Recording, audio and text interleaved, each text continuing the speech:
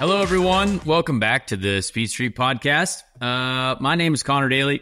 I drive in the NTT Indycar series currently in the number 78 car for Juncos Hollinger Racing Chevrolet.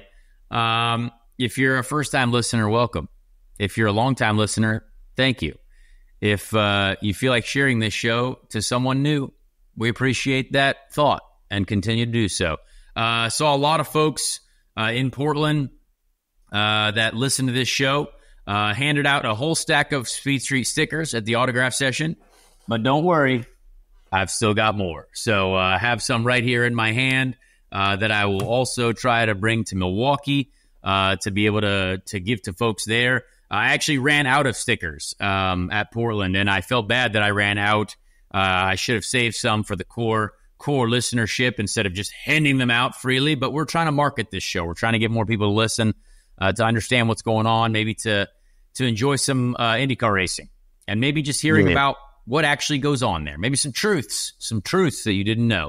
We like truth. And that you might disagree with too, because often people disagree with some true statements, but that's okay because we love that. We love sports. We love people that cheer for drivers and that don't like others, because that's what sports are all about. So respect that. We have a great interview with the winner, Will Power, put on a dominant Will Power type victory.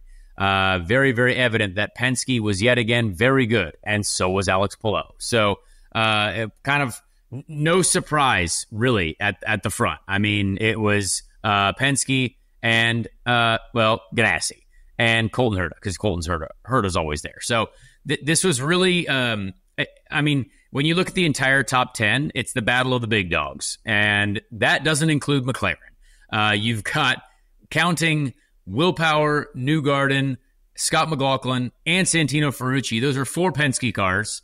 You've got all three Andretti cars, and Palou and Armstrong at Ganassi. So the only outsider was Graham Rahal, but he's very good at Portland. And it was the battle of the powerhouse teams. So, McLaren was a complete, they were out to lunch. I mean, one of the wildest things ever is watching the 3 McLarens qualify like 17th. They were down to Urban Gardens, dude. Like, I don't know where they were. Yeah. But they weren't there. They were not at Portland. That was, astounding to see. But it's also, it shows you how competitive this field is. So we're going to talk about the race. We're going to talk about our picks for the race and how we definitely got a few things wrong. And we've got Milwaukee coming right up. I mean, this is a crazy stretch. It feels awesome to be a part of IndyCar in this stretch because, we are just racing back to back to back. St. Louis, boom, straight to Portland. Now, I'm going to the simulator tomorrow. We're going to Milwaukee. We got 2 races this weekend, double header.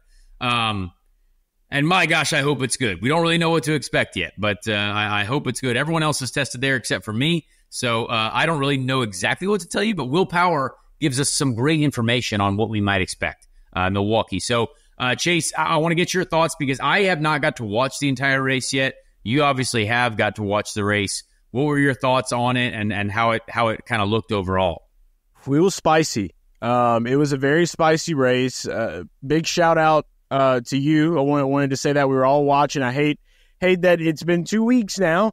You found yourself in a little bit of a dangy out there on the track, but you recovered and you finished strong. That's all that matters. Just doing what you got to do, getting your job done. So that was good to watch. But my God, did we get started early in this race with Scott Dixon. That one was pretty nuts because, and I want to dive into it with you, dude. I'm ready to talk about it. So let's talk about Scott Dixon. So I already feel bad because we were doing our picks, and I'm like, I'm probably going to regret not picking Scott Dixon this week, and I didn't pick Scott Dixon. Didn't regret it. But man, does that blow because now he is completely out of a championship hunt. It was already looking pretty grim. And, it's just the opportunity for 7-time doesn't come around a lot. You know what I mean? So for me, anytime the driver's in a position maybe to where they can power through, and I feel like with the races that were coming up, Scott Dixon would probably be able to shave off some possibly some wins, really good finishes. But Will Power struck, a lot of other drivers struck too. There were some penalties. And I just, Portland, it's like it started off hot, and it did get a little bit of a stink up the show there with Will at the end, but that just was a full display of a team working on all cylinders, just a well-oiled machine, as I said in our interview with him. So started off spicy, ended up just kind of being the willpower rocket ship machine. Yeah, I mean, Portland has I was talking to some of our strategists on the team, almost 100% record of full course yellows on lap one. And we got that again. However, it wasn't in turn one. So right. A bit different. Turn one actually went surprisingly reasonably well. The field was pretty Santino stacked up. Top too, by the way. Man. Yeah, yep. With Santino leading the field. Concerned about that one. Yes, I think a lot of people were concerned about that. But, you know, we've talked about stupidity a lot on this show, and because we're always going to call out those who are dumb and who have done dumb things.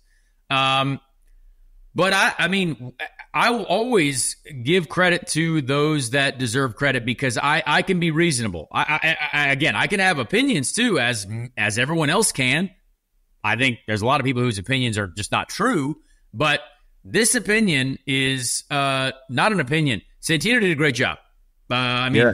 To get a pole for that AJ Foyt Racing team with Penske, obviously, and we hear how Will Power calls Santino a teammate. I mean, if you guys don't realize that this team is like pretty interconnected, it's Penske. I mean, it's a Penske partnership. It's the same as if, you know, Meyer Shank and Andretti Autosport. I mean, they all share the same. I mean, I've been in that office at Meyer Shank. It's all of Andretti stuff. So like, it's a team work. That's teamwork.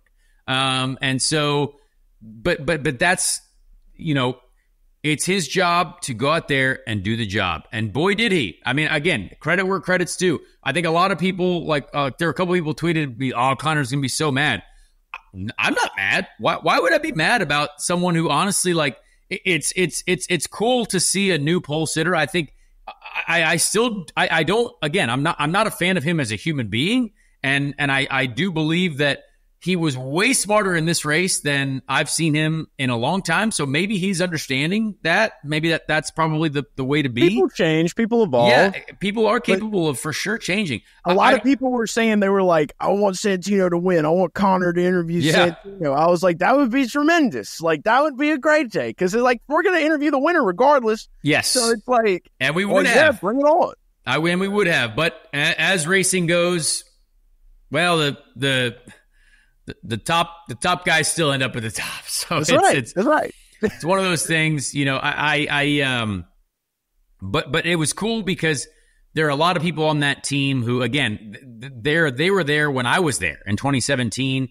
Michael Cannon, who I believe is the absolute wizard of success over there. I think as soon as he has gone to the AJ Foyt Racing team, complete change. Michael Cannon deserves a crown. He deserves a trophy. He deserves wealth for a million years. I mean, that guy is so smart. He's a great human being.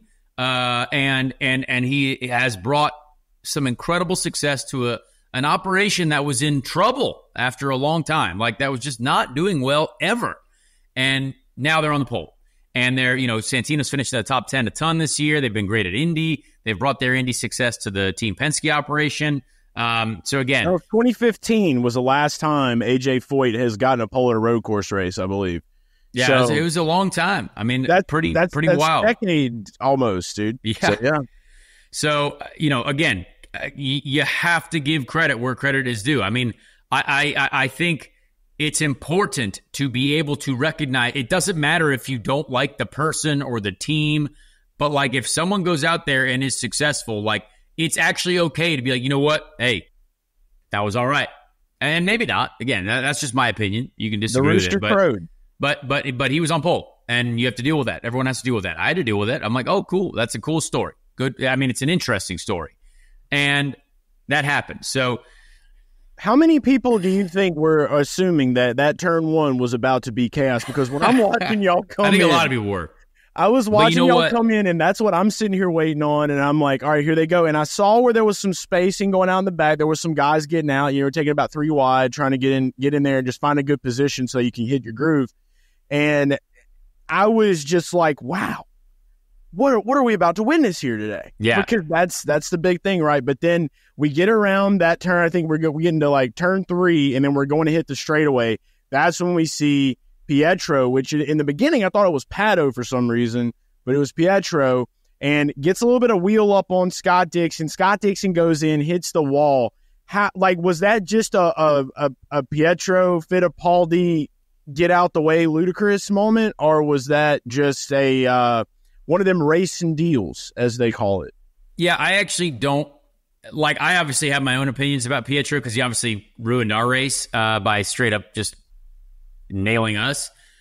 But I don't believe that first accident is really on him because Scott Dixon had already been knocked off the track by Kyle Kirkwood. And again, right. It's very easy to knock someone off the track at that corner specifically. And Kyle, again, probably not an intentional move at all, but like when you make a pass there, it's such a tight corner that you're often going to find yourself drifting into the car that's on your outside. And Scott knew that, and so Scott kind of tried to back out of it before he even got more off track. But the problem is it's so tight there, and everyone is accelerating to maximum power because that is a very long straight. And so everyone's trying to time their exits out of that hairpin very well because you want to get a run. And so when there's a stack up like that, it's the most dangerous situation possible. And there's a curb there, which, again, seems usable, but it is very much not. Like when you get off there and when you get the middle of the car where Pietro did, you kind of can't really do anything. And again, Pietro had a car right behind him too. So like he can't just back off because then he gets spun out by Alex Rossi. Like there's, Dixon was just going straight. He was just trying to get back onto the track. But again, Dixon is trying to close that door as good as he can because he doesn't want to lose any more spots. Right. So Dixon had to make his car wide. Pietro had to go the only place he could go. And if that curb's flat or if that's a slightly flatter area, that ends up being probably okay. But it wasn't. It was a jumpy curb. Pietro hits the bump, boop, just pops out a little bit right into Dixon. So again, I don't think that's a penalizable offense. Penalizable. I don't even know if that's a word. That's a new word. It's a new word. Penalizable. Yeah. I don't think that's a penalty. I would say that's, and again, I listened to the broadcasters. I was watching a bit of the highlights, and I think Hinch agreed. It's like, that's just a terrible situation. I don't believe that was really a drive-through type penalty. I mean, I think that was just like the door closed up and like he couldn't really go anywhere else. So again, I don't think that's really on Pietro. But before we get too deep into it, let's go through the results real quick, just so we read it off to everyone, just in case they don't know, but you'd like to know.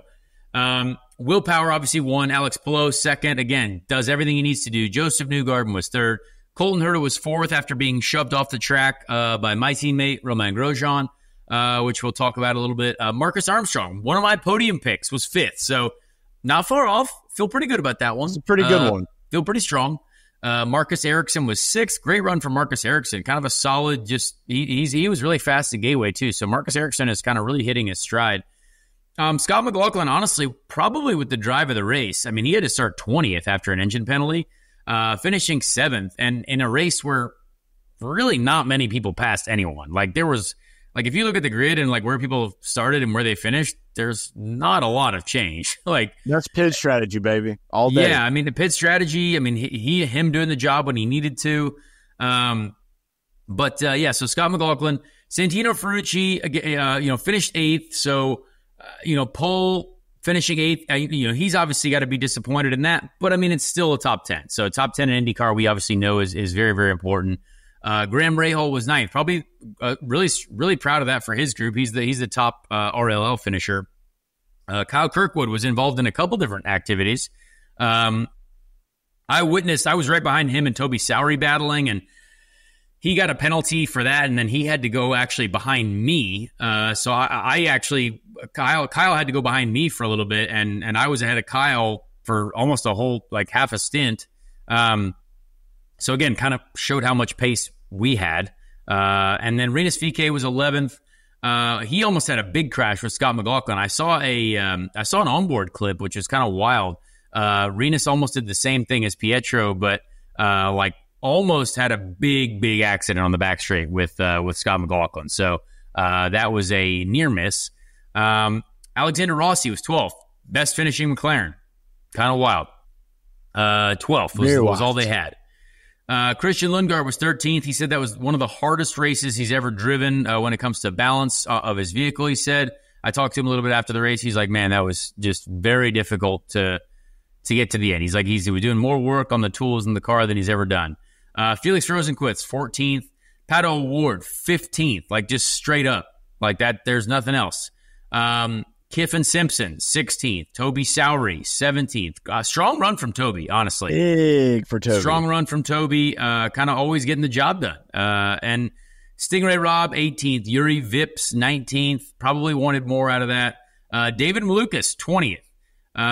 That was my other podium pick. Not great. Nolan Siegel was 21st. Me, 22nd. Linus Lundqvist, 23rd. Kind of wild. Jack Harvey, Pietro Fittipaldi, Christian Rasmussen, Roman Grosjean, and then Scott Dixon. So a couple things to talk about. I want to say, when you have a race that goes green the entire way like that, we pitted under that yellow to take fuel, so we didn't have to really save the rest of the day. So then you're just qualifying the whole rest of the race, qualifying laps, and every single second matters so much when you're in that type of a race. And Pietro, when he hit me, he was on brand new tires. He was faster than we were. I was coming to the end of my first stint on blacks, on the primary tires, and if he waits probably a lap, he's probably going to pass me. Like he was on new reds, he was on reds much faster than obviously than the old primary tires, the old black tires, black sidewall tires. And it was just silly. And he did apologize to me. He came up to me at the airport. We got sat down at airport screening right next to each other, oddly enough. That's fun. That's fun. And he's like, I'm sorry, man. I effed it up.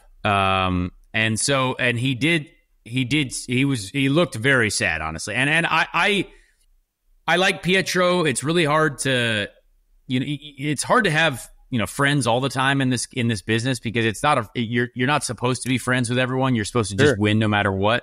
And I like Pietro a lot. But I do, but I mean, it's so annoying, because as someone like myself who does not get to do this very often, I've now gone 2 weeks in a row where I've just been completely victimized by other people. And I don't know why, like, this is happening. And that was just a moment where he was coming, just for a refresher for everybody listening, for myself, like, he's coming out of the pits at that moment, right? You're coming around turn one, and that's where you guys got into it, correct? No, he had already been out of the. He was already pushing on new tires, new reds. So he was just kind of slowly catching me.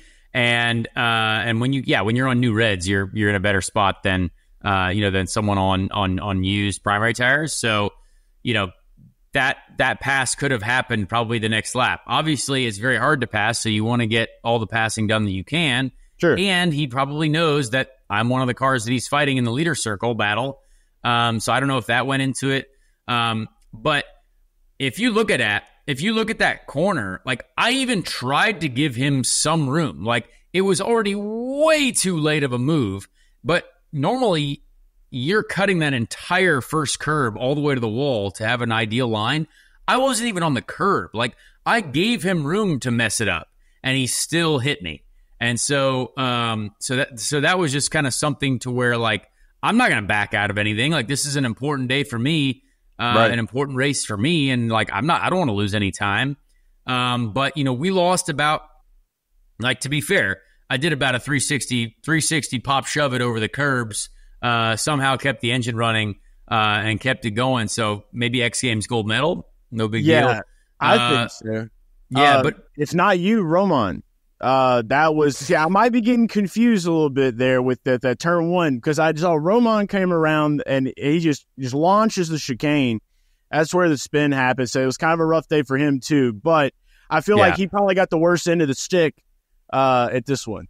Yeah, I mean it was tough for him, but to kind of go on, like we lost about 10 seconds in that interaction. So when you kind of look at everything at the end of the race, you're like, okay, where could we have been plus, minus 12 seconds, right?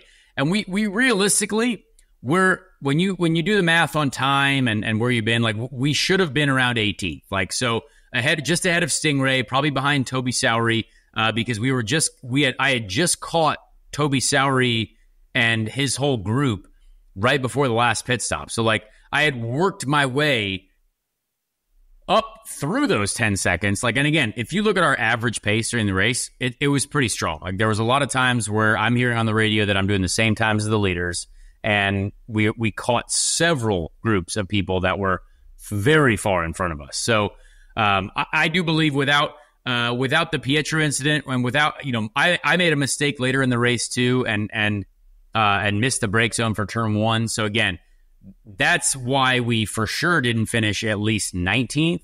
And again, I have to take responsibility for that. That's something that was a mistake that I made. But there was a couple other incidents where we got caught in a bit of a pit cycle with some people that, realistically we should have been, I would say, probably right behind Pato had, if everything goes correct. Probably 15th, 16th. That's where, because we were ahead of Kiffin Simpson very easily and pulled away from him in a large fashion. And that's without the Pietro incident, correct? Yeah, it's like, well, this is without Pietro, without me making a mistake. So again, obviously hindsight's 2020, but I'm just trying to put in perspective at least with the Pietro, like, okay, I'll still make a mistake. That took me out of 19th. But it also, the Pietro thing put us in such just a bad spot that you're trying to over push probably for the rest of the day. So just tough, man. I mean, when you look at it, like Nolan Siegel was a car that again made two huge mistakes, and that they still were able to strategize their way up back to in front of me. Like Nolan Siegel went off in turn one right in front of me at the beginning of the race and had to do the chicane cut. And then he went off huge in 10-11. Battling with Toby Sowery, dude. Yeah, and Nolan, I mean, he went off a lot for a guy that still was able to kind of finish. And I won't lie, I was trying to pass Nolan the last like 4 or 5 laps, and it was astounding how much speed they had, from second gear to fifth gear. Like, he didn't have as much overtake as I did, and I'm using overtake down the whole straight, and I'm like, oh, he was definitely using it too. And they were like, no, he didn't. I'm like, what?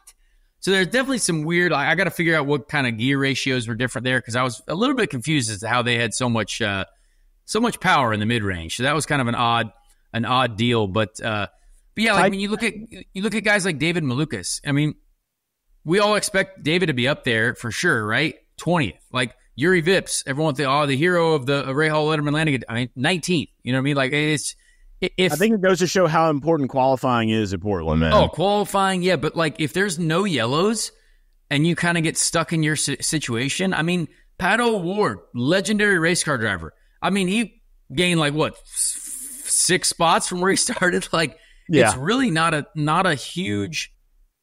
It's just it's a tough series to be a part of. So again. You try to get through these days where there's no yellows with as little chaos as possible. We sadly were a victim of a lot of chaos. And I want to talk about like how it looked overall. I didn't think it seemed like cars were kind of spread out. I don't really like overtaking is very difficult in this era of car. I think I'm definitely not like the hybrid and the overtake button. Like I would have thought that, again, people were saying like, oh, overtake and the hybrid boost, like, wow, together, that's a lot of power. Is that kind of counterintuitive? No, I thought it felt slower than it ever has. Like, I thought the overtake felt less powerful than it used to be. I don't know if that's just because of the weight of the car, but I'm deploying the full hybrid deploy, and the overtake, and you expect to have this like, too fast, too furious, put your butt in your seat, like NOS type acceleration. And I just didn't feel it. So I don't know, I don't know if that's just the weight of the car and trying to overpower the weight is so difficult. But yeah, it was a real challenge to make passes, to generate runs, unless someone's tires were super old. So yeah, it was definitely an interesting realization, and the car, I mean, let me just start with the weekend first, right? I'll go through kind of my weekend, then we can get a little bit more of the race, because I want to explain kind of where we were at. We missed FP1, which killed our whole weekend. I mean, you cannot be a session behind in this series. You cannot be a lap behind in this series because it is so competitive, as Will Power says when we talked to him. We had a fuel pressure issue, so we went out and did like 2 laps. And again, I haven't driven this hybrid car on the road course yet. Haven't driven a road course since the Indy GP of 2013 or 2023. So a long time ago. And the tires are completely different now in this era. The weight distribution completely different. Everything, it's a challenge for sure. And again, this is not excuses. This is just what's really different. And when you miss the first session, you also miss out on running reds.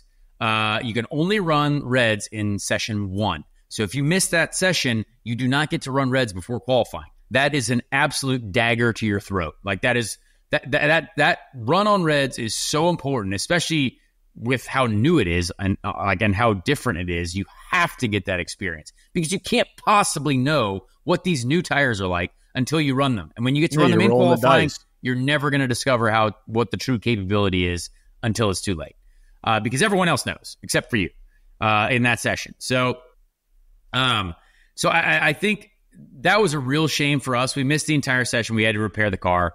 And starting in FP2, we were just trying to put laps in, trying to make some changes, get laps done. We got, we were definitely not last in that session. We were getting there, not as far off as I was expecting to be.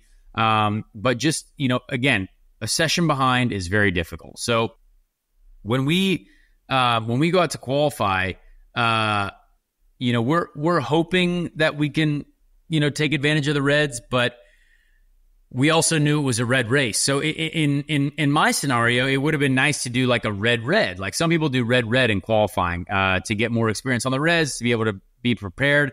But we knew that it was probably going to be a red race. So it is most ideal to keep 2 new sets of reds if you think you might not have a chance at making it to the Fast 12. So I think we made a good step forward in our balance. Car was definitely pretty loose for me in qualifying, but the goal is to be a bit free. And when we're doing laps, again, we weren't quick enough. But I learned so much on the red tire there that I would have given anything for one more run on reds, because you know immediately where you can be better. You know immediately where you want the car to be. And that's just how difficult it is in this modern era.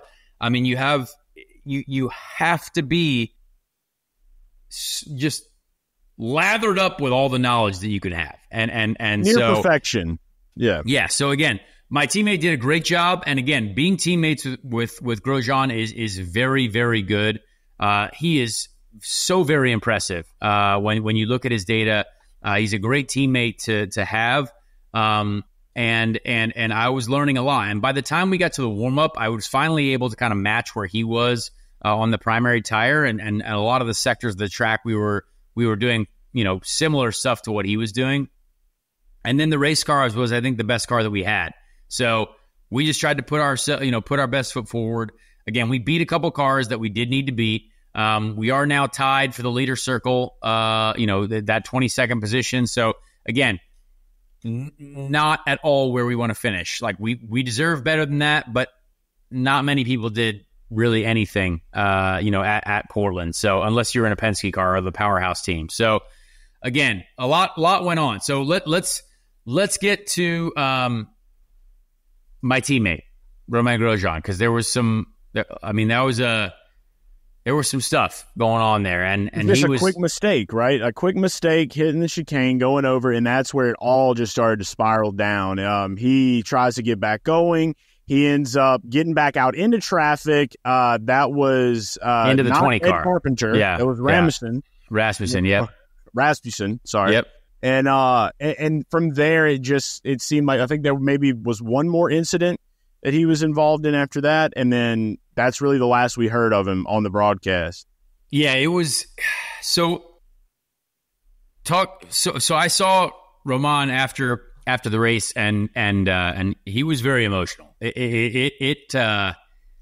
It really got to him. Because it was a mistake. He made a mistake, and I'm willing to admit, I made the same mistake actually as well. But everybody does. But I was not in the same position that he was in. I believe he was in a position to potentially contend for a podium. Obviously, would have been Juncos Hollinger's first podium. And I think he was fast all weekend. And yeah, I really felt bad for him.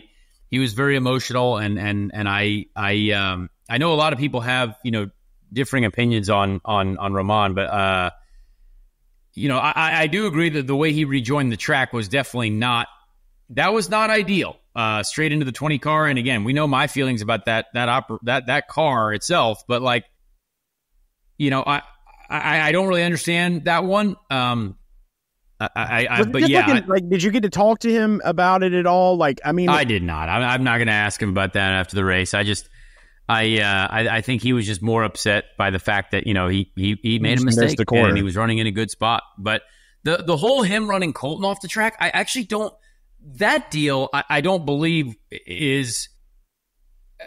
That one is more difficult. I don't think that's an egregious move, because people have to realize that corner is actually quite difficult, that turn 2, and you're trying to get a good run. And we don't have spotters. Some people have spotters that are right there. But our team did not this weekend. So Colton got a great run, but going to the outside of that corner, the track goes from very wide there to very narrow. And so if you're going to go to the outside, you better hope that the guy next to you is going to be fully aware of what's going on or going really slow. And I don't think that was really smart of Colton to do, honestly. I think, again, it looks like Roman ran him off the track, which, again, he did. But there's a wild blind spot in these mirrors, too, that I don't think people understand. And, Roman has to be defensive of his position no matter what. But that one, I don't really... I mean, I see why Colton would be angry for sure. He got ran off the track. But, I don't really see that one as much of, as an aggressive, I'm just going to knock a guy off the track. So, again... It's racing. There's no ill intention towards it. It's Colton had to go for the gap, but Roman is just driving, and, again, Colton is here. So if you're looking at my hands on the video, Colton is not fully alongside of him. He's at his left, left or corner. So again, that's a tough one. I don't really. That one is, again, kind of whatever you think about it, you can think about it. But a lot that was of times, kind of in the background, because in my opinion, because in IndyCar history, that's been a racing accident, just like a racing thing, because they don't really penalize that much. But yeah, the big one was just slinging it out in the middle of the track. That was a tough one. That definitely did not look good to justify.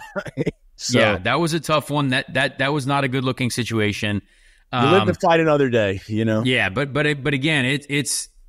Yeah, I feel for him, man. I really. It's an emotional sport. I've never seen him like that. I've never seen him like that after the race. I was, that was tough. So anyway, he cares so much about what he does. He really does, and I think he wants it bad, and I respect that, because I do the same thing. I feel the same way.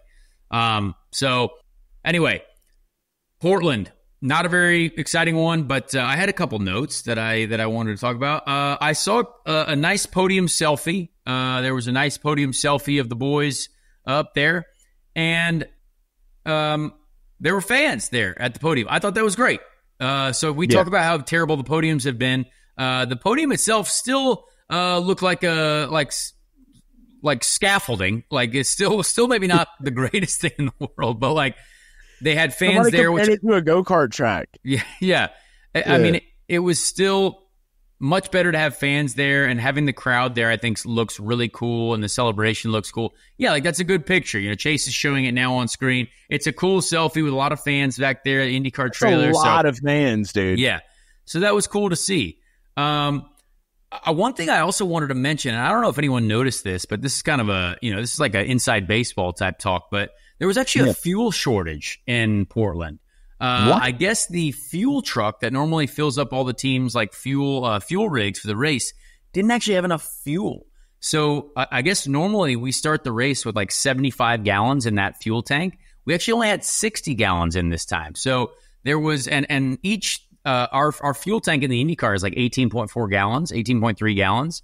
And so I don't know if anyone noticed, and again, I haven't looked at this intently, but it meant that the last pit stops might have been a little bit slower for everyone, because with less fuel in the fuel rig, it means the fuel flows slightly slower to the car. So I thought I noticed it a little bit. I thought the full tank on the last two stops was like, this is taking a little bit longer than expected. But what a relief for not having more cautions. Am I right? Like, could you imagine about like 3 to 4 yellows in that race? Well, no, because all green burns more fuel. So realistically, we were thinking that it might be an issue. And I want to watch back and see all the pit stops to see if anything. But I don't know how that happened. But I just kind of thought that was a little inside baseball talk to know, like, hey, people were kind of worried about that last pit stop being like maybe a little bit of a slow fuel flow. So I did notice it was a little bit slower than the others, and like there was so much happening, there was so much chatter. There were a lot of people, the guys on the broadcast, Townsend, Hinch, all of them, they were really still digging into kind of like I guess more of the Penske story. So you were a little bit more sidetracked from that stuff. But man, what I have given to just hear about a fuel shortage on a broadcast and like the worry that would have spread from that would have probably been one of the most intense things. Yeah, again, and I'm sure the series probably doesn't want everyone to know about it, but like I thought it was interesting. I mean, like everyone's had enough fuel, but like it was it just kind of changes the flow rate of the fuel, and yeah, it was just interesting. So a couple other things from the weekend. Someone wanted to fight Brian Herta. I don't know if you saw that tweet, but there was a guy. More. There was someone who actually even like eventually deleted his account because it was a tweet that came from an account that basically like said like, oh, my car tomorrow, we're gonna like beat the crap out of you or something wild. Like a Rite Aid parking lot, like calling him out to the parking lot, a Walmart parking lot fight, like Brian Herta. Yeah, it was very funny. I wonder if Brian still has this. Brian still has the tweet up because it was great. But we're getting rowdy up there. Yeah. Come find me tomorrow and I'd be happy to. Brian's last tweet. But it says this post comes from an account that no longer exists. So whoever tweeted this, it made it sound like he was like literally like a person that was working on another car in the series.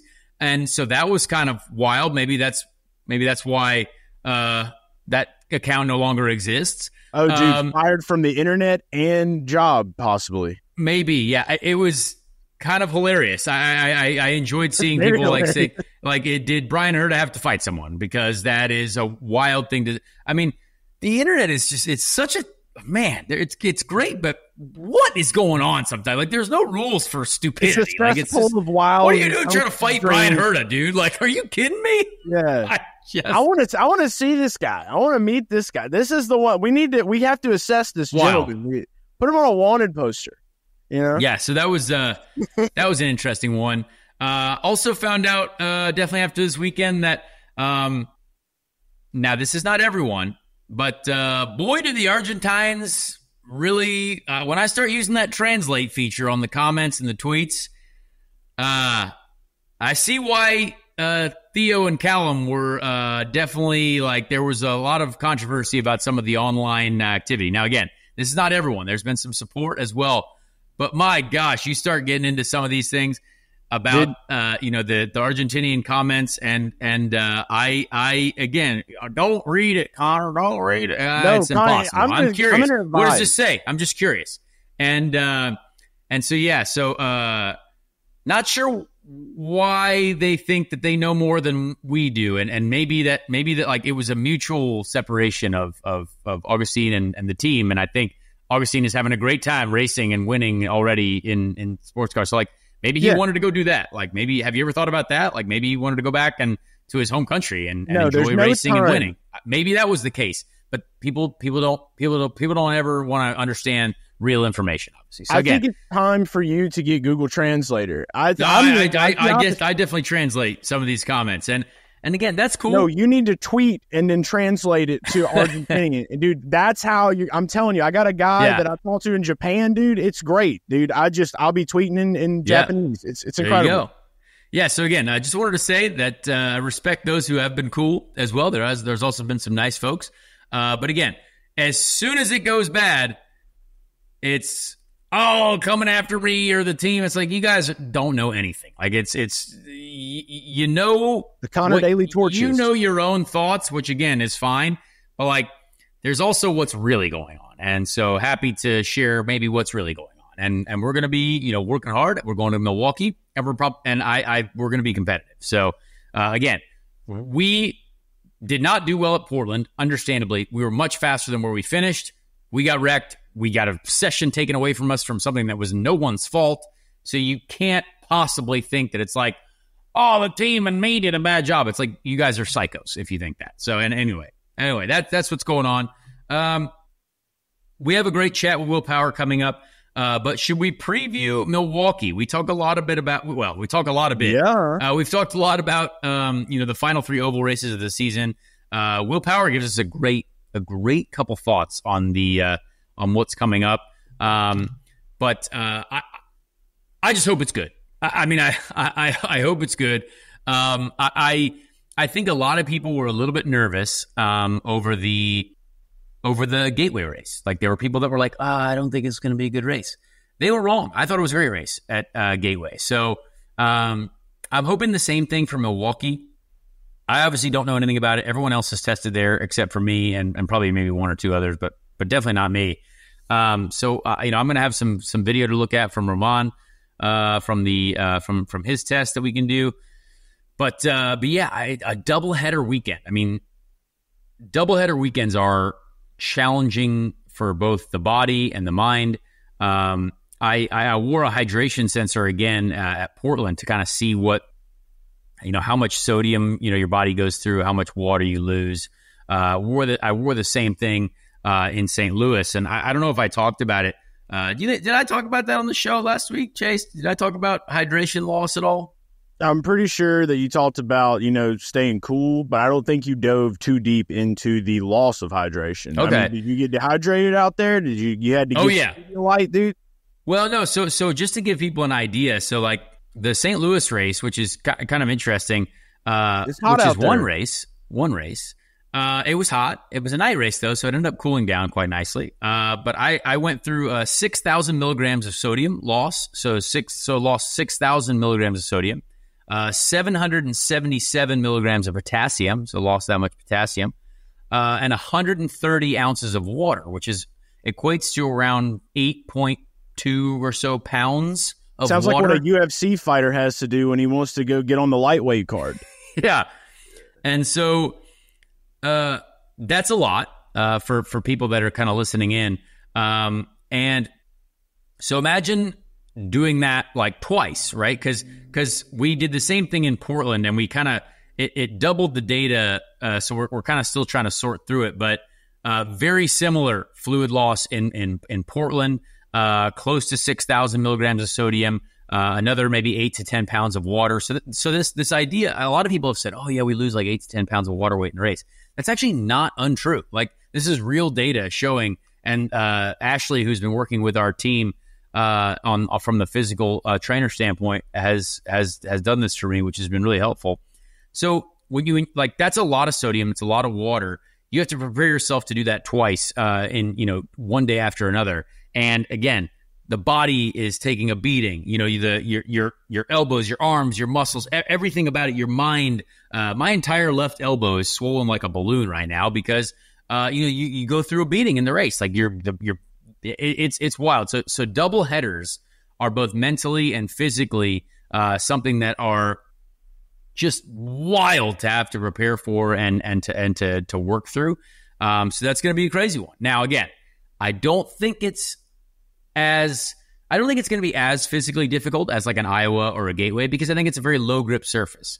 I think it's going to be old school, low grip surface, a lot of movement. Will Power says the tire is very hard, so that'll be interesting. But let's make some picks before we get to Milwaukee. Before we get to Will Power. Before we do that, can you tell me which drivers have tested at Milwaukee? It's probably a shorter list, right? No, it's everyone. They did after Road America. I think everyone went there, and then a few people couldn't go there because of Le Mans, I think, and so then those was folks, one of them. He couldn't go. Yeah, but they came back though. I think a couple weeks later. So I think 90% of the field, if not 97% of the field, has tested there, if not 100%, except for me. So all right, yeah. So that everyone's basically tested there, but there's going to be a different left side tire, I believe they said. So let's get to some picks for Milwaukee. I think we're going to do 2 sets of picks. I'll go first for race 1, Chase, and I'll let you go first for race 2. I honestly think this is going to be Penske. I don't see any reason why Penske is not dominant. They just have more grip than anyone else on tracks like this. They just say, Gateway, it's absurd where they could run. It's absurd how much grip they have. It's absurd watching them when you're also in an IndyCar. It's insane to look at. And again, you got to credit them for being, from an engineering standpoint, from everything, they're just the best. They're really good. But also, Alex Palou is still probably going to win the championship. So you can't discount Ganassi's ability to always show up. And Alex Palou has won when he needs to. He's finished on the podium when he needs to. So when it comes to consistency, like I talk about Penske like it's some, white whale, like it's some wild, like, oh, they're the best. But like realistically, Alex Palou is probably going to win the championship. Now, I think it's going to be an exciting one still. I think it's going to be very, very exciting because Penske is going to be so good at these ovals. But maybe Ganassi finds something. If Alex Palou happens to get one of these wins, that'd be wild. An oval win for him would be huge. And it would. How many has he had? 0? Huh? He hasn't had an oval win in IndyCar, has he? No, I don't believe he has. Yeah.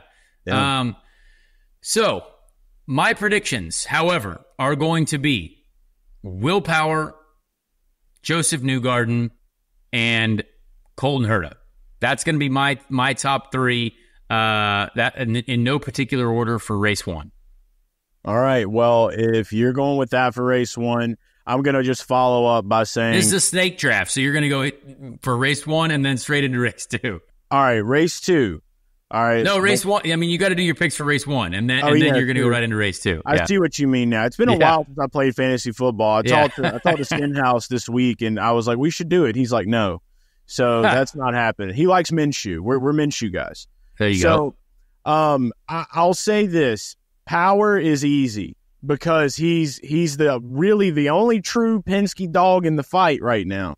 So we look at him, and I got to give it with Scotty Mack. He's already got the Iowa win on the oval. He did great at Gateway. I don't see a world where Scotty Mack doesn't win one of these races this weekend. So I'll say Scotty Mack. My third pick, easy as pie, Joseph Newgarden. I'm going all 3 Penske's for the first race. Top 3. I can't lose. Yep. That's a solid bet. All right, race 2. Maybe are you going to change it up, or is it going to be the same dogs? We're changing it up for race 2, dude. All right. The race 2, I feel like this is where Ganassi comes to life. Dixon has had some bad moments this season. It's not been a great. I don't know if a redemption I feel like if a redemption moment comes, and we talked about this with Will in the interview we'll get to, maybe Nashville, maybe, possibly. But I'm going to have to go back in, and I'm going to go this time with William Power. So that's for number 2. Will Power. I'm going with. Oh, it's so hard not to go all Penske again. So I'm going Will Power. I'm going to say Scott Dixon on a podium. Maybe not the winner, but on a podium. This is just top Scott 3, Dixon. No particular order. Yep. And then third one, I'm going to have to leave my boy Scotty Mack off this and go Joe New. So there we go. All right. So for me, I think I'm going to use my short oval wisdom. I'm going to pick myself. I'm going to just go on a wild whim and say this is the weekend. Me, David Malukas, and Joseph Newgarden. That's my picks for race 2. So I'm gonna put myself up on the podium. We're gonna make it happen. I feel like an asshole now. We're gonna get the vibes going. You know what? I don't like to pick me, but it's time. Race 2 is our time. I think that's we're gonna learn in race 1, and race 2 is our time.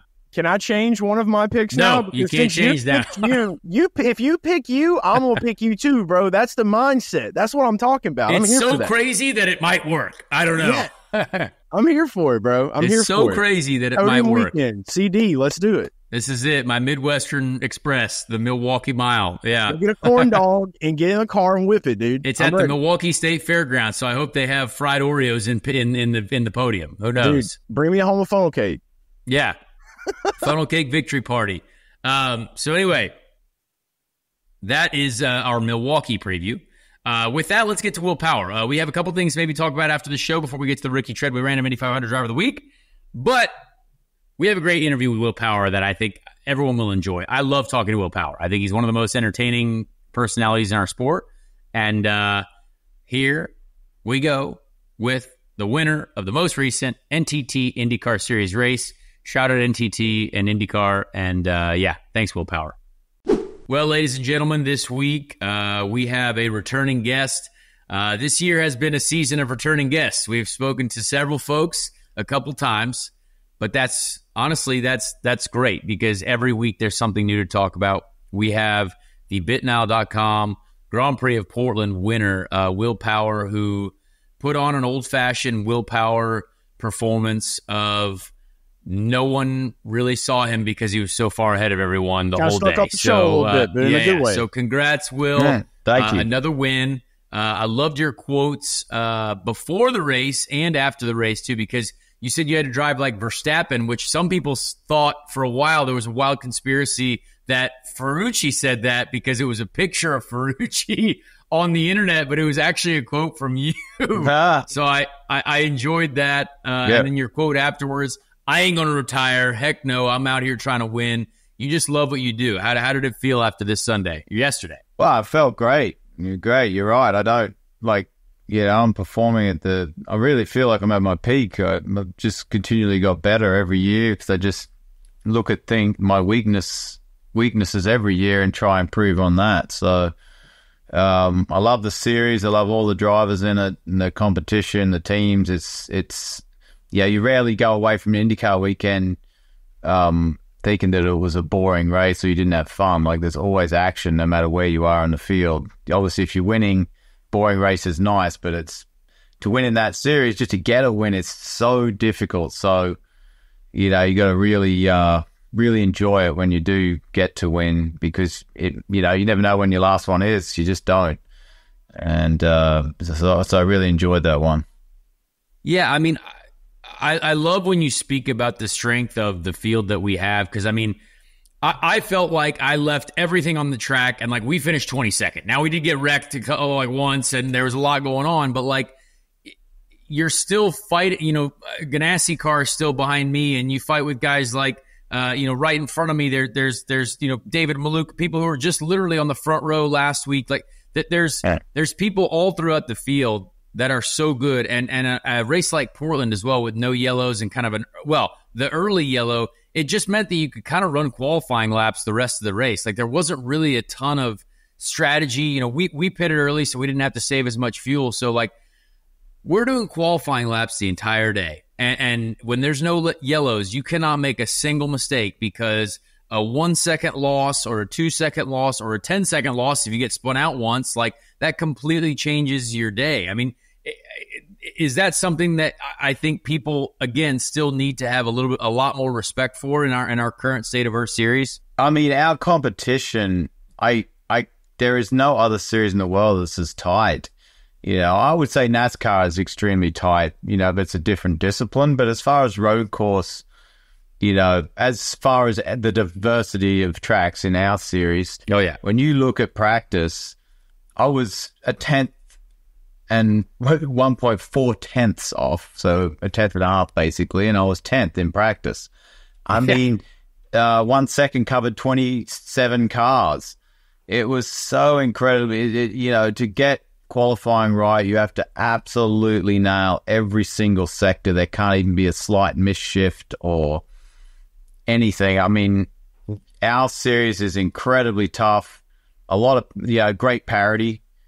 The only thing you can change is dampers, and everyone's getting pretty close on that anyway. So maybe, I don't know. Yeah, no, I know what you mean, but small differences are big. A small difference, but ultimately, in IndyCar, 2 tenths off is a lot. If you're 2 tenths off, there's a lot of cars between you and the guy at the front. So you saw that with Joseph Newgarden too, complaining at the end of his qualifying lap because he hit the hard limiter, right? And that's at the end of the lap, and it's but if you spend just a hair of time on the limiter, like you could lose 2-3 mile an hour, and all of a sudden you go from starting in the top 10 to outside the top 10, or the fast 6 to outside the fast 6. Yes, not transferring. Just hundredths matter. Hundredths matter. The amount of detail that you go into these days between sessions to understand where to get, basically hundredths, half tenths. They would constantly, like a half tenth now in a sector is a big deal to us. Look, you're a half tenth down, you're going to look at Dartfish, you look at the videos, data, telemetry from the whole field, and really understand why that is. And you see, it's ultra competitive. I think people in Europe see that now. Like, you've had a lot of F2 guys come over and people who've raced in Europe, and you got Grosjean, Ericsson, guys that have been in F1, and they're not, Grosjean's amazingly quick, so is Marcus, but they're not just destroying everyone in our field. It just wouldn't happen. There's no one from over there who's going to come over and destroy this field. I mean, it's just so tight. And it's such enjoyable racing because you can wheel bang with these cars. They're strong. Yeah. And the parity is a big deal, to be honest. Parity, if you look at Formula One, that's one of their biggest issues. Yeah, I mean, I've been in 2 full-on wrecks in 2 weeks in a row, and we've still done all the laps in the race. Like, it's kind of crazy to see the battering that these cars can take, for sure. Obviously, there was a couple interesting incidents, per se. When you look back on the race, I want to talk about the first lap.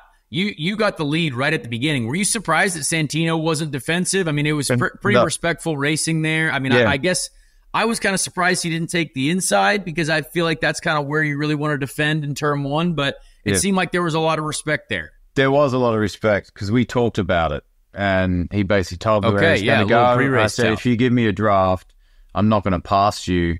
He said, and I said, I'll just pull up beside you, but I'll brake early to let you have the corner.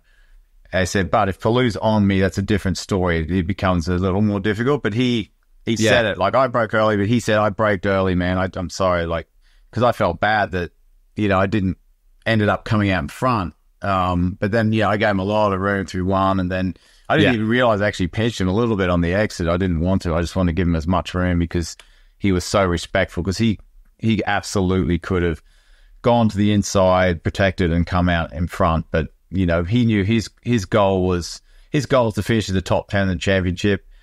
And for me, it was a must-win situation. So, we talked about it. I'm good friends with Santino. He's a good guy, good teammate, gives us good data. And I actually owe him one for that. I do. I owe him a favor in some way at some point. Yeah, I mean, there's obviously some great respect there between that relationship that has now started with Foyt and Penske. And I mean, it's clearly evident. I mean, you guys had a very, very strong qualifying effort, both ends of the operation, right? Foyt and, I mean, you battled with Santino for pole, which is, I mean, battling with you for pole in qualifying, I mean, I think for anyone, that's probably one of the most incredible achievements there could be because you're the master of qualifying, right? So has it been impressive to see that come up of the AJ Foyt Racing group as you guys have worked together? Yeah, it has. It's obviously we gained, for Indianapolis from them, and they've gained in a lot of other areas from us.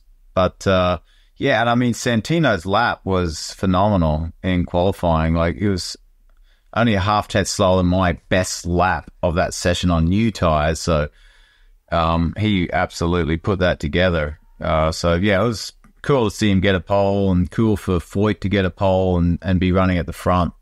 It's been a good relationship, and it'll be, I think, stronger again next year with Malukas going there, and I'm guessing hopefully they keep Santino and have some seriously good information coming across. Yeah, that's important. And again, when you say something like that about someone in qualifying, like I still never forget this comment that you said to me after Q1 at Indy GP a long time ago. I was quickest and you were second. And still to this day, I was like, oh, Will Power said that was a really good lap. So that means a lot to hear something from you in qualifying, and to know that, hey, if you're doing a better lap than Will in a qualifying format, that means that you've done your job correctly. So that I'm sure that's really cool for that group and for him to hear. And again, credit where credit's due. Yeah, pole at an IndyCar race is a real challenging thing to do.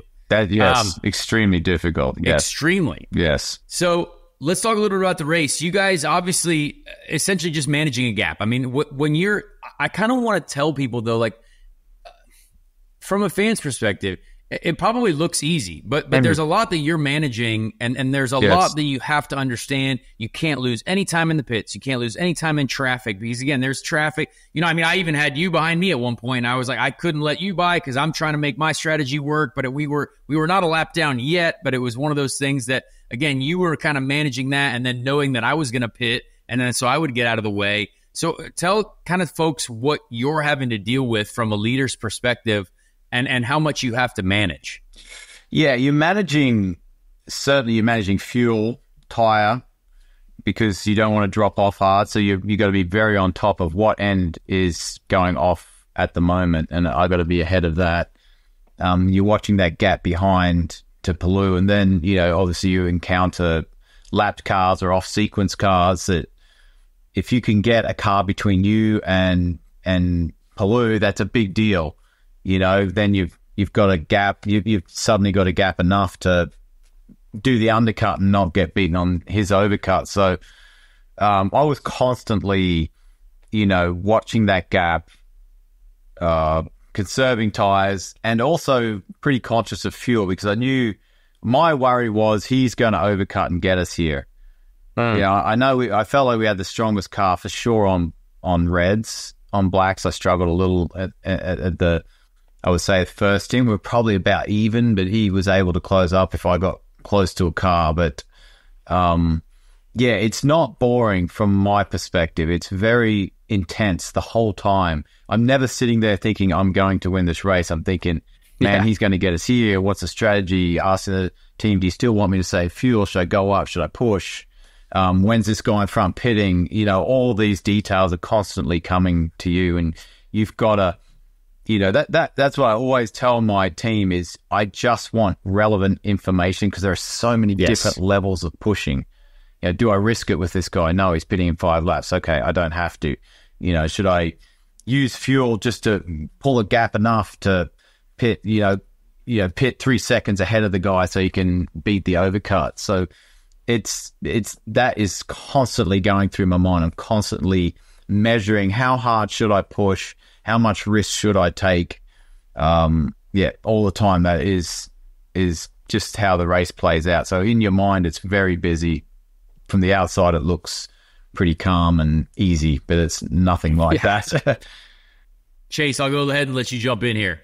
Yeah, you mentioned Will, you were talking about how tight it is out here, and every little thing matters. It's National Dogs Day on this Monday that we're recording this. So I just wanted to say shout out to the pit dogs. Talk a little bit about the guys that are in the pits. You coming in for that last stop, just how fast and effective they're able to get you in and get you out of there. Creating that gap over Palou, like what's the relationship like with you and the boys down on pit road? It's a very good relationship, and that is important. People want to do a good job for you if you're, I don't want to say a good guy, but you've got to treat these guys well because it's absolutely a team sport. You are not winning without these people, and they're as competitive as we are as drivers. They that's their life. They're on the road a lot. They're away from their families, and winning means a lot, or even just a good result depending on the team that you're in. So My guys have been phenomenal for 3 years straight now, just the quickest guys on pit lane. And, and I always tell them, don't do nothing special. Do what you know. You never have to feel desperate to knock 100. It just doesn't matter. Even if we come in and it's a full course yellow and the whole field's pitting, doesn't matter if we lose a spot or not. Just do what you know well, and it'll come out fine. And you got to remind yourself of that as well, because it's so easy to just rush a little and drop a nut, something like that. These guys have been. Who's the flawless. wildest guy that you have on your crew? Like, who's the wild guy? Who's the wild card on your pit crew? Yeah, me. No, just kidding. Yeah, that's fair. No, definitely that's fair. What do you mean wild card? Like, what do you mean? I know you by got that? like a rowdy guy, to have a good time, just get out there, hanging with the boys always. I would say Dougie, the inside rear. Dougie is a shout out Dougie, no BS Dougie guy. Got the tattoos, just like your good old Southern sort of guy, man. Like, he loves it. They're all great guys, the whole group. Very, different personalities, but as a group, I would say my crew chief, that whole stand now is very cohesive, very, very tight knit. We know each other well. Love it. Well-oiled machine, man. That's what it takes. Yes. So obviously you're still in the championship fight. It is still alive. It's going to be a battle, right? You're probably going to have to win all the rest of the races, right? There's only 3 left. Yes. And Palou never goes away. It seems he's always there for no matter what happens, whether it's engine penalties or anything else. He's always there.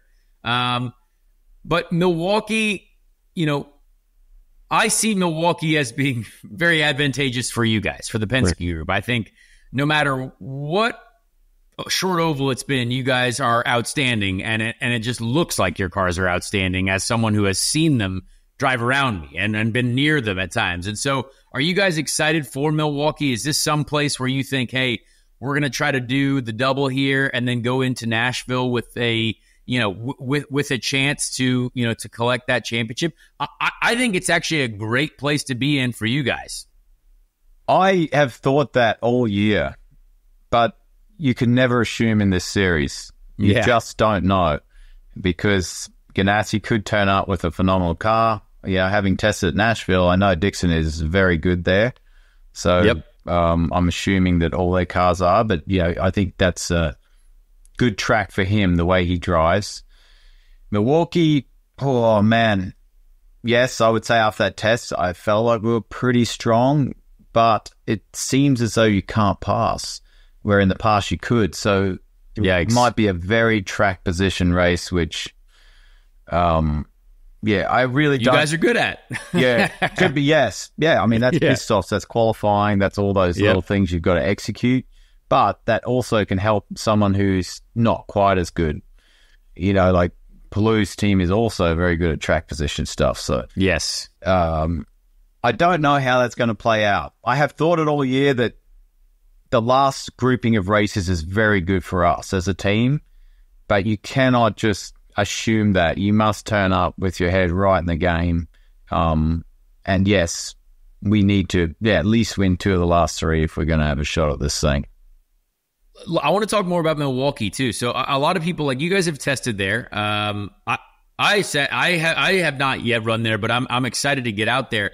I think a lot of people thought Gateway wasn't going to be as good of a race as it was, and I'm hoping Milwaukee's the same way, because I'm kind of hearing the same thing, like it's going to be a real challenge to pass. The surface is very old, and from what I heard as well, the optimal line is actually the high line. So people were saying that they might do a low line session for us to try to rubber in the bottom lane. Can you help explain to people? Because I obviously have not driven an IndyCar there yet, and you have. Can you kind of explain to people why that is, or what's going on there now? Yeah, so at Milwaukee, on the bottom of the track, let's say the last quarter of turn 2 and 4, there's a patch. And that patch in the past was more grip than the outside lane.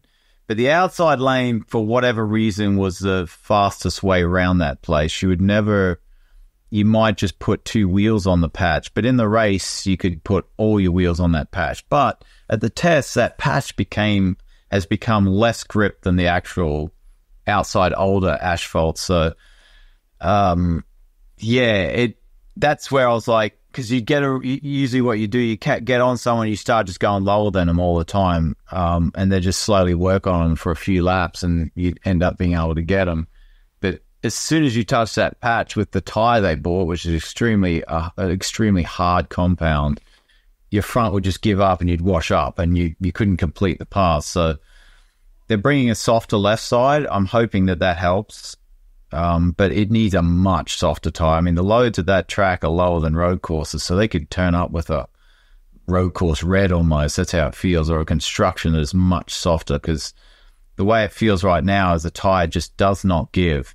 You feel no sidewall movement in the front, that, the tire just slides across the top of the road. So everyone basically runs the same speed. You get close to someone and lose a bit of aero, you get no tire grip. It just slides. So I'm hoping new tire gets better, and that helps people run that bottom lane to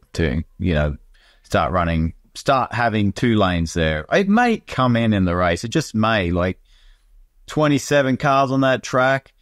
I mean, that's a lot of dirty air. Like, it must be, if you run the outside, surely the cleaner air on the bottom is going to be slightly better. But we'll see. I mean, it's like you said, Gateway, they added 1,200 pounds of downforce. That made the difference.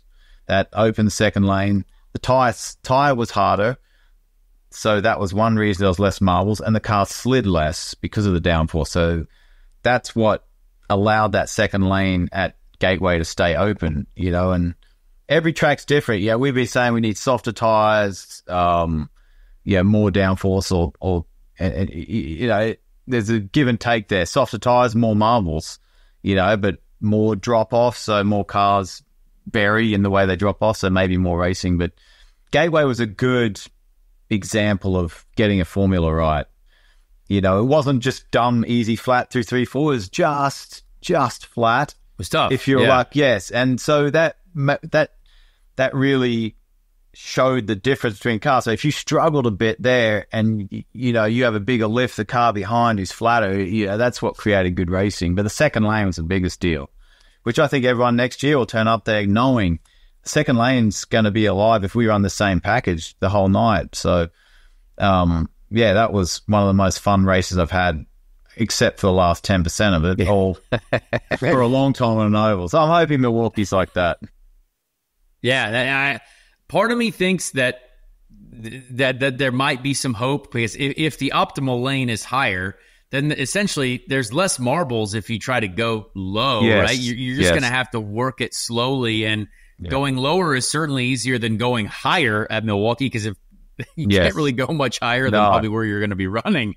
Yeah. So it's going to be interesting, and I do hope it's a good one. I think with 2 races there, it's going to be tough, but I would you say at Milwaukee we're going to be doing a lot more work than other ovals? Like a lot of it's not flat and 3-4. Like you're going to be working both ends on downshifts and trying to figure out how to just manhandle the car a little bit. You are absolutely going to do more work than any oval we've done this year.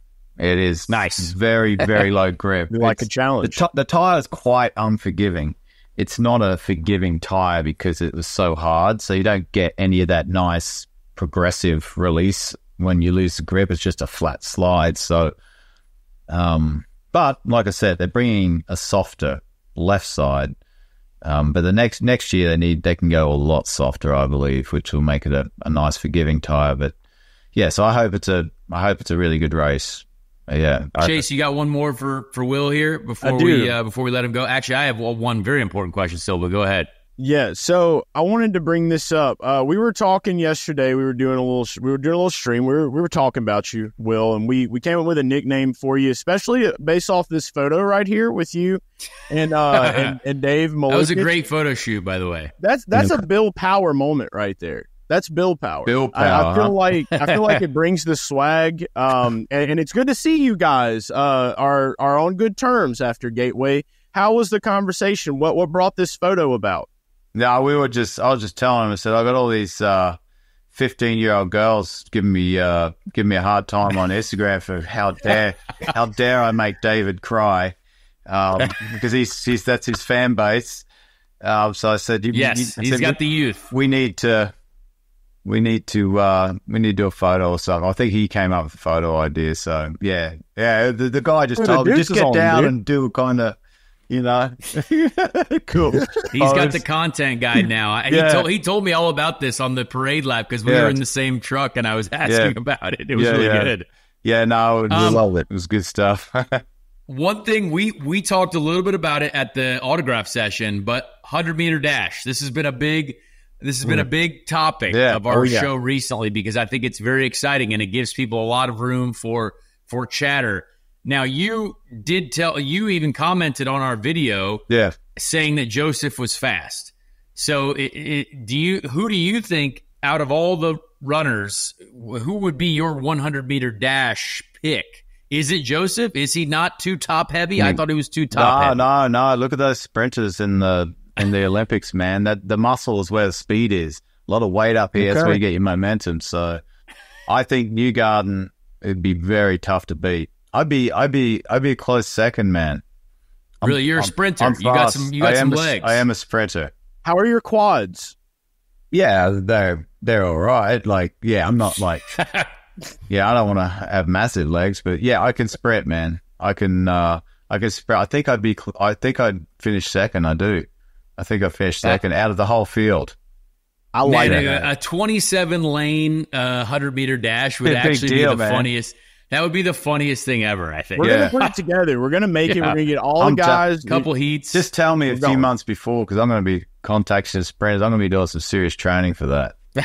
We got to get them quads right. The look on Newgarden's face if you beat him would be priceless. Oof. He does not take loss. No, very well. not in something that he like believes that he is the best at. Because we did a sprint once at Barber and I kind of like did a little injury trying to hang with him. It was just like we're on the track walk and said, "Do you want to race?" And he's It seems Barber seems to be all. That's where I raced Elio and Briscoe as well back in the day on pit lane. But we were just doing the thing out of turn 9, sprinted and he took off. He's fast. He got me because I thought there's not many. I didn't think as many people could beat me, but I had to just like I just thought that is poetic justice when I was. We're doing real well, early in my career against Elio and Briscoe. And like I beat Elio and he was the older guy. I was getting a bit of grief about it. And then Newgarden's a younger guy kicking ass in racing and he beat me. So it's just like, I said, that's like I said, what goes around comes around, man. Goes around, comes Passing around. Of the torch. He just put me in my place. He's like, I'm younger and faster. On legs. Well, the 100-meter dash, we'll get you some Heelys, and we won't tell anybody. We'll get the Heelys. You know what those are? The wheel on the heel? No, what is it? Right at the end, dude. Just lift it. The what? Go. The Heely? I don't know what that is. I just remember those shoes. Yeah. No, but something. Remember they came with that carbon piece that has spring in it.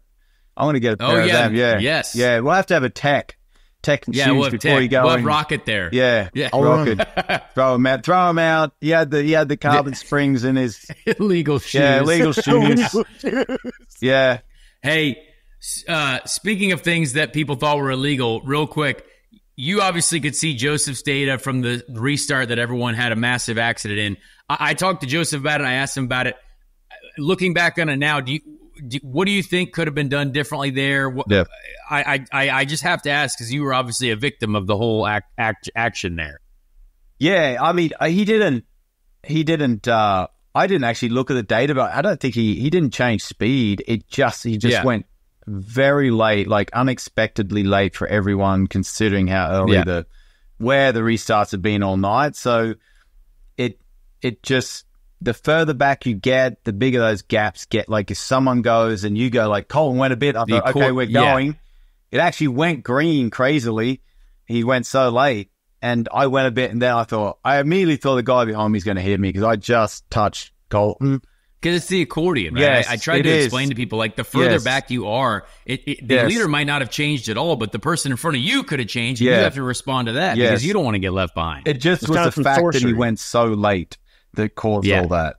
It was so late that it actually went green. It's like, he hasn't gone. Like, ultimately, people could have driven around him, but no one is expecting that. So I think they're going to change the rule there, and they'll probably have a line. And do we need like a painted zone like NASCAR? Like, I think that's actually quite helpful for NASCAR because that like overlay. That's the area. Yeah. I think they'll do something like that. There's a line that you can't go, if you don't go by, you actually get penalized. Yeah. I think it's something I like would that. agree. Yeah, you don't, they wave it off and say, all right, you're going back a spot or two or something like that. I mean, yeah. That would stop that completely. You just know you don't play games, just go. Yeah, for sure. All right, Will. Well, we've taken a lot of your time. I appreciate you. I know this is the day after the race. We're both tired and sore. You're happy. I'm excited to get to Milwaukee. So thanks again, man. We appreciate you. And we're excited to tune into the championship showdown as these last three races as they go. Yeah, looking forward to it. Thanks for having me on, and hopefully I'm talking to you again in a week. That'd be bloody. We'll talk I hope to be talking to myself, but it's fine. Of course. We'll figure it out. Of course. Yeah. We'll share the podium. It'll be all right. Oh man, if you win, I finish second, and Palou has an engine failure, I'm all for it. we'll all interview each other, dude. Yeah. There's the scenario. All right, thanks, Will. You got it, man. Thank you. I always love Will Power's honesty. We even got some word on the restart, which everyone was talking about. So again, great to talk to Will Power.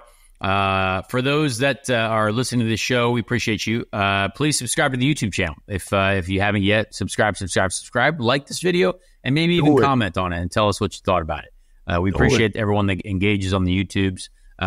David Malukas is going to have a great YouTube video, I promise you, from this Portland weekend. He had an HD cam, like one of those old handheld cameras. So David Malukas had a handy cam, essentially. And as he told us, the content game for David Malukas is stepping up. He is without a doubt going to have 10 times the amount of YouTube subscribers as I will very soon. But we Can were I bring we some rode for the YouTube people real quick. It'll take a second. I want to show you what I want to give to him, and I might mail it to you. Okay. But anyway, David Malukas, check him out on YouTube because I think he's going to have some great entertaining stuff. I am going to try to put up a YouTube video that I tried to do. But it didn't really work out that well. Chase now has a large camera, a very old school camera from back in the day. What year is that from, Chase? This is 1988. Nice. Movie maker VHS Magnavox. You can pop in a VHS tape and literally just record it and put it straight in your VHS player. Love that. That's everyone old has school. them.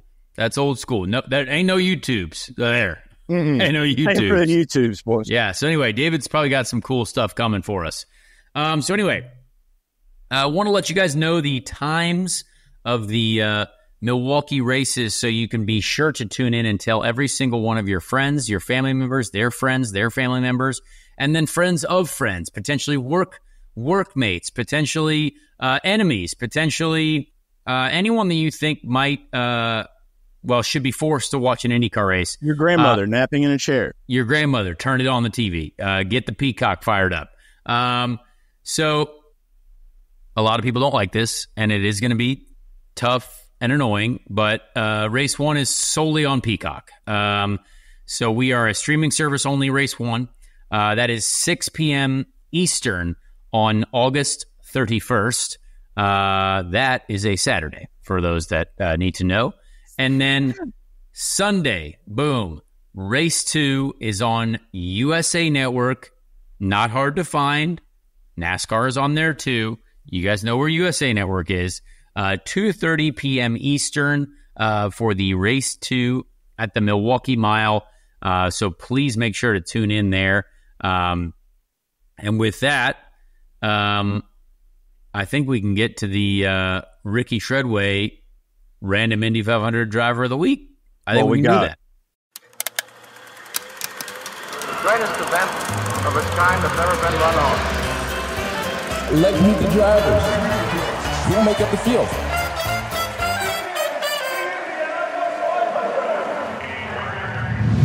All right. This week, we went, I asked Chase for a year, and we went to the year of 1931. Great year. 1931. I found a driver who really does not have a lot of information about him, so we might have to use other forms of research. But the 14th place finisher is Al Aspen. Alfred William Aspen. Al Aspen, born in 1893, and all it says on Wikipedia was an American racing driver. So, heck yeah. Al Aspen, we don't really know much about Al Aspen. I'm going to get a little bit of this research while you speak. Yeah, so apparently he's got some stuff on oldracingcars.com. I don't know. But 1931 and 1932. So 1931, he finished 14th, obviously. And 1932, those are the only two Indy 500s he did. But yeah, I don't have any really other information on Al Aspen.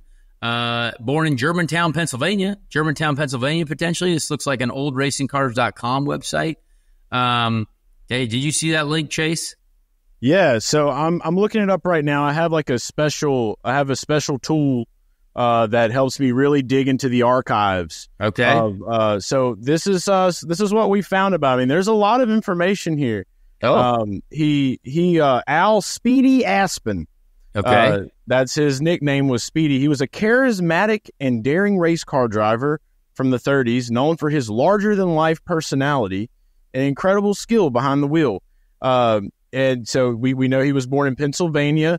Yep. By the time he was 18, he had earned a reputation as the fastest driver in the county. I don't know if there were any other drivers in the county, but he was the fastest.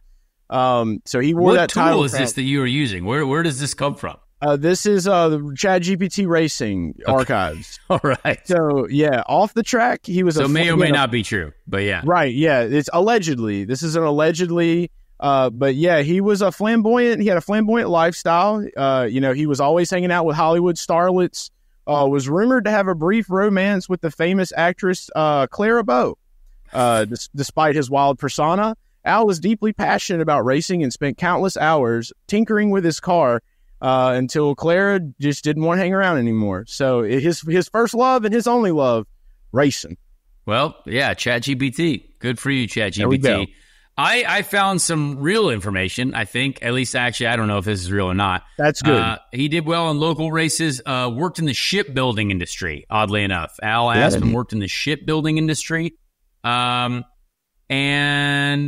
yeah, kind of also competed as a riding mechanic in the mid-1920s. So, so Al Aspen. We don't really know much about him, but Al Aspen.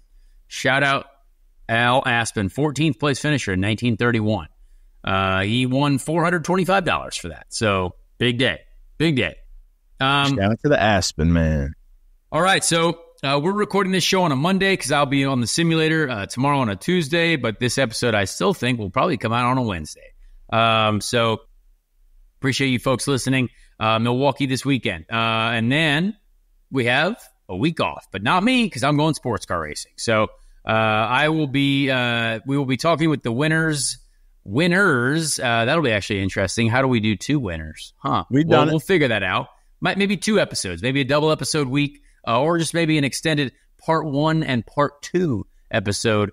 Who knows? We'll figure it out.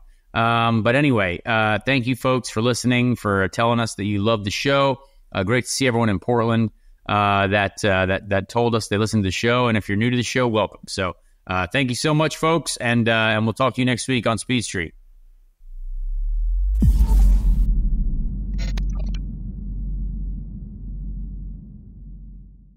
Hey everyone, Connor Daly here. Please leave a like on this video if you did enjoy it, and also subscribe to the channel as well. That would be very helpful. Be a friend, tell a friend. Thank you so much for the support, and we'll see you on the next episode of Speed Street.